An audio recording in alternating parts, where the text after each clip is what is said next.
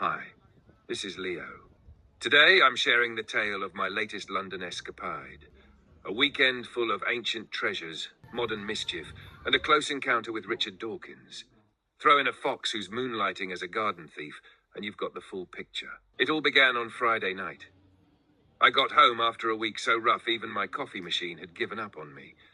Outside, Louis, the fox who's been treating my garden like his Airbnb, was waiting by the door, probably wondering why his room service was late. Now Louis loves plums.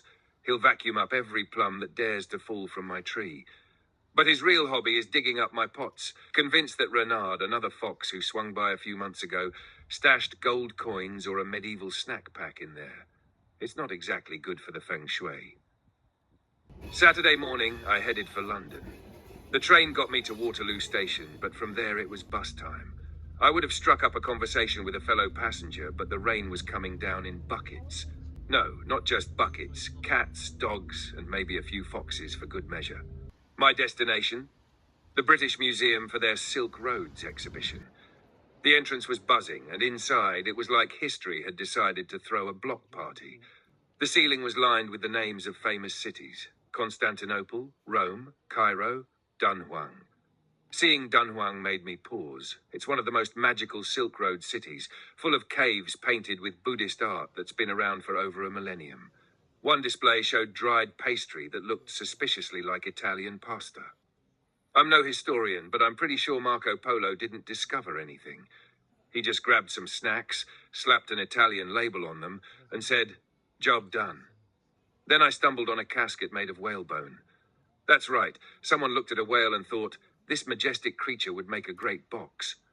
It's oddly poetic, though. A whale roams the oceans, and its bones end up traveling the Silk Roads. Talk about frequent swimmer miles. After soaking in the history, I went to Leek Street.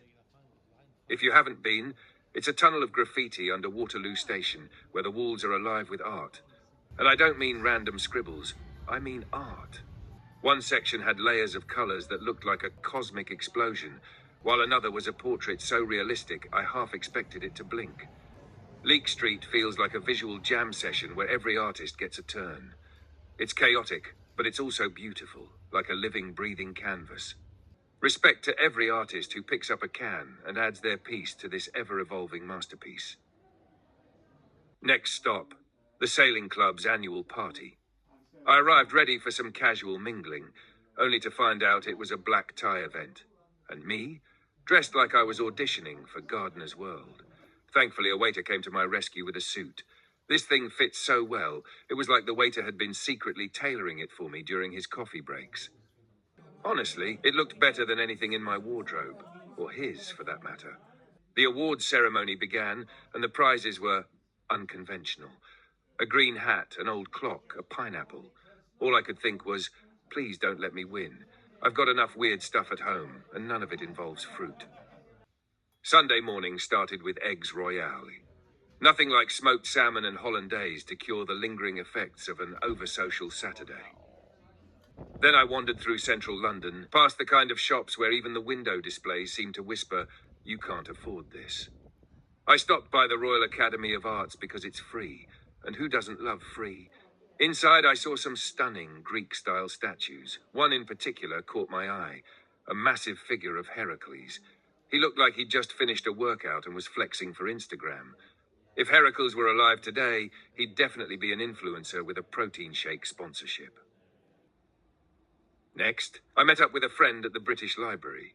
Over coffee, we caught up on life, then wandered into their Silk Roads exhibition.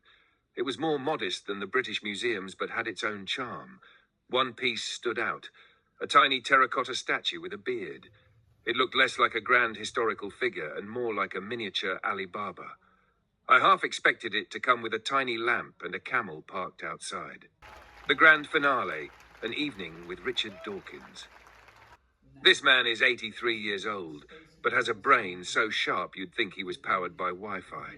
He was quoting obscure studies, rattling off names of scientists like they were pop songs on a playlist. Meanwhile, I'm sitting there thinking, what was the name of that person I met at the party yesterday? Dawkins talked about evolution with such clarity that even my inner skeptic was taking notes. He said something about how evolution doesn't plan, it just happens. Kind of like my weekend. And then it was time to head home. Who's waiting for me at the door? Louis, of course, with a look that says, "Did you bring me plums?" Or better yet, something from the Silk Roads. As chaotic as the weekend was, seeing Louis reminded me of life's simple joys, like foxes, plums, and not winning a green hat. So that's my London adventure.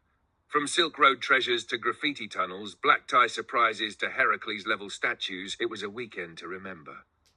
Thanks for tuning in, and don't forget, always pack a suit, even if it's just for the waiter to upgrade. See you next time.